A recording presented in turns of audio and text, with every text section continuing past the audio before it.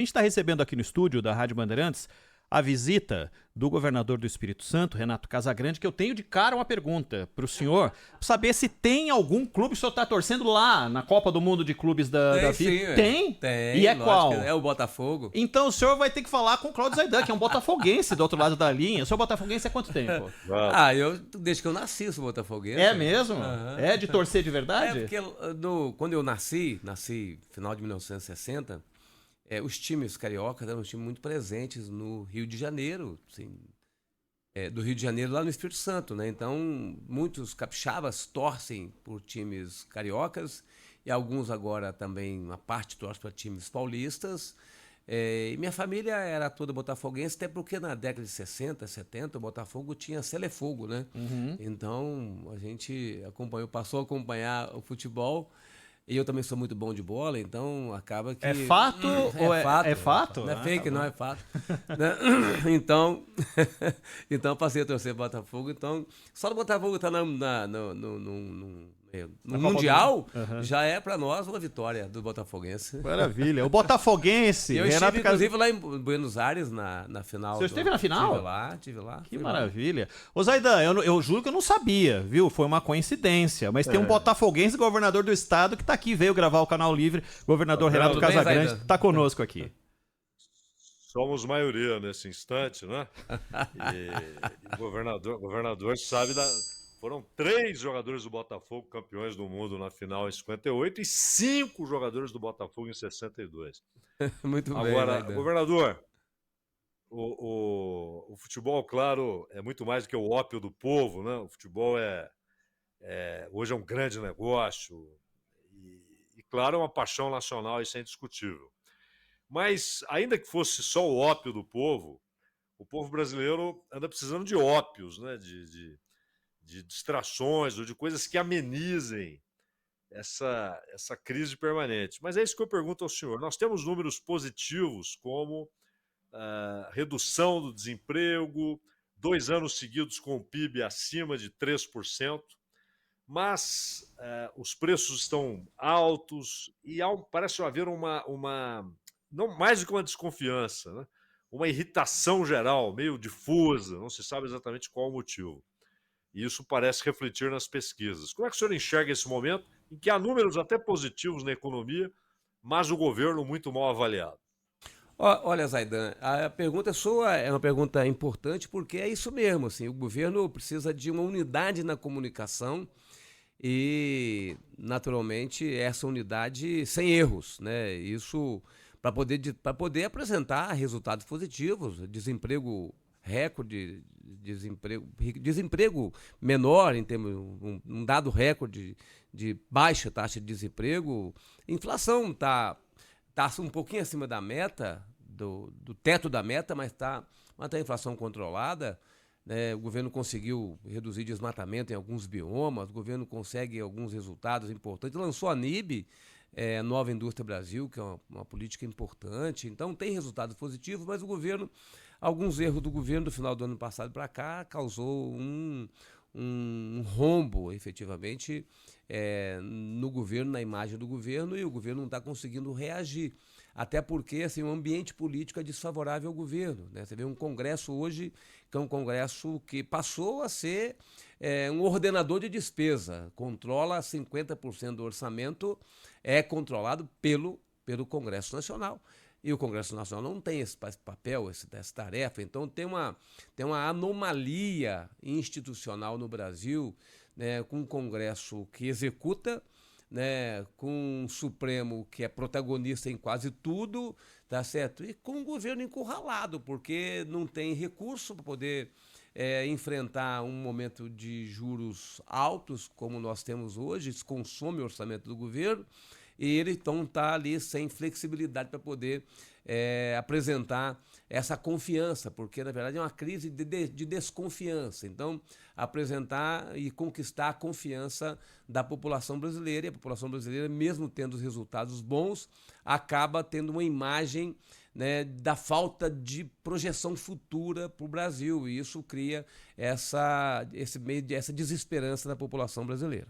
Governador, tem um edital que envolve saneamento lá no estado do senhor, que tá para estourar aí, é uma parceria público-privada, né? Pelo Sim. que eu vi. Uhum. E qual o tamanho do problema e do seu desejo de solução no que envolve o saneamento para quem vive no Espírito Santo? Nosso desejo, e se Deus quiser vamos consolidá-lo, é universalizar o saneamento dentro do prazo estabelecido pela lei, né? Que é o 2033. Então, até 2033, o Brasil terá que ter 90% de esgoto tratado e 99% de água abastecendo as residências brasileiras. Então, o Espírito Santo quer atender esse objetivo. Então, nós estamos fazendo mais uma PPP para a gente poder, dentro daquilo que é nosso objetivo primeiro, que são os municípios que estão vinculados com um contrato de programa com a nossa companhia de saneamento, que é a CESAM,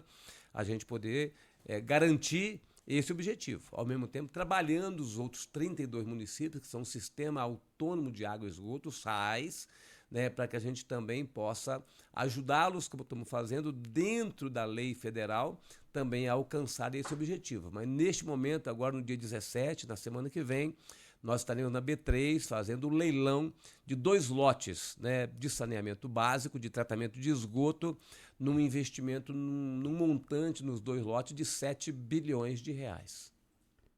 Zaidan. Governador, o Lula, se for reeleito, será, claro, o último mandato de sua vida, porque pela idade, e aí ele não poderá buscar uma outra reeleição, e dificilmente pensaria em outro cargo, e há, repito, a questão da idade. E se não for reeleito, provavelmente será o fim de uma era. Ele continuará como ator político, mas tudo indica sem disputar eleições, né?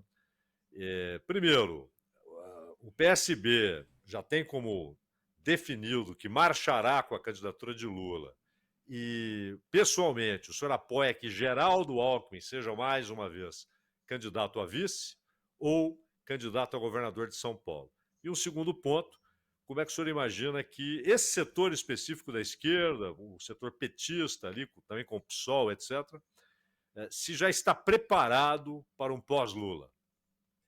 Eu acho que o pós-Lula ele acontecerá na hora que não tiver, a hora que tiver fechado o ciclo do presidente Lula, porque eu olho para o campo conservador e vejo que a impossibilidade do presidente Bolsonaro de ser candidato à presidência fez surgir diversas lideranças nesse campo que se colocam como pré-candidato ou como possíveis candidatos à presidência da República.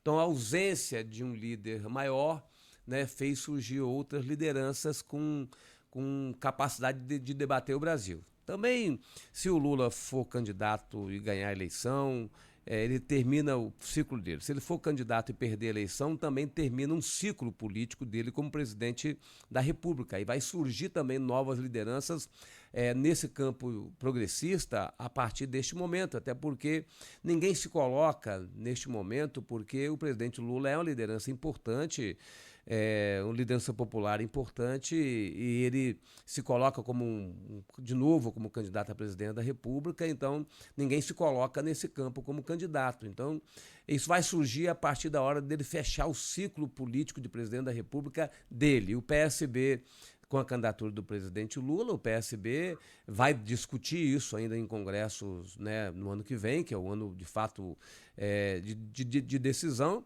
mas a tendência é o partido caminhar nessa direção, nessa aliança, e o presidente Alckmin, o vice-presidente Alckmin, na nossa avaliação, é um vice-presidente que colabora muito com o Brasil. Não vejo nenhum partido do campo conservador que vá fazer uma coligação formal com o presidente Lula. Então, também, não só por isso, mas pelas qualidades dele, o PSB defende sim que o presidente Alckmin tenha um papel nessa campanha de 2026. Governador, para a gente encerrar, eu vou tirar 10 dias de férias no mês de setembro. Eu estava na dúvida. E o senhor sabe que eu pesquisei o Espírito Santo para ver para onde eu deveria ir. E eu não imaginava que ia conversar com o governador do estado tão brevemente. E eu queria que o senhor dissesse para mim e para os nossos ouvintes, por que vale a pena visitar o Espírito Santo? Do ponto de vista turístico, o que o senhor gostaria que o estado oferecesse e aquilo que já está oferecendo que te deixa feliz? Olha, o estado oferece, além das belezas naturais, que você já pesquisou e viu que de fato Vi. nós temos uma beleza diferenciada. O Brasil todo é bonito, mas o Espírito Santo tem uma beleza ainda maior. Nós temos um estado organizado, o estado mais organizado do Brasil, com capacidade de investimento, com as cidades organizadas, com infraestrutura. Nós temos regiões de praia e de montanha que você pode se deslocar no mesmo dia para um lugar e para outro. Temos bons hotéis, bons restaurantes. A única muqueca do Brasil é lá, a muqueca capixaba, o resto é peixada. É? Tá certo. Então, você... O senhor banca isso? Não, isso já é uma regra do surgimento do Brasil, Tá bom. já foi assim, tá certo? Então, você tem lá um estado perto, você mora aqui em São Paulo, estado perto de São Paulo, tá certo? Fácil de deslocamento, com os voos diários, tá certo? Então vai encontrar lá um povo muito acolhedor e vai encontrar um estado super organizado, com controle de violência, né? Lógico, temos problemas de violência, naturalmente, como todo o Brasil tem, mas violência em queda, educação, em primeiro lugar da educação do Brasil é o estado do Espírito Santo, o segundo maior segurança alimentar do Brasil é nosso lá, baixa taxa de desemprego, e você vai então ser muito bem recebido lá. E se quiser até tomar um café com o governador. Faço questão. Governador Renato Casagrande, obrigado mais uma vez pela tua visita aqui. Boa gravação lá do Canal Livre, tá bom? Obrigado, meu amigo. Um abraço. Valeu. A gente vai Obrigado. fazer... E torcida domingo à noite lá. hein, Domingo, governador? 11 horas da noite, não vamos dormir não. 11 da noite. O horário é ingrato, mas o jogo é bom. O jogo é bom. É isso aí.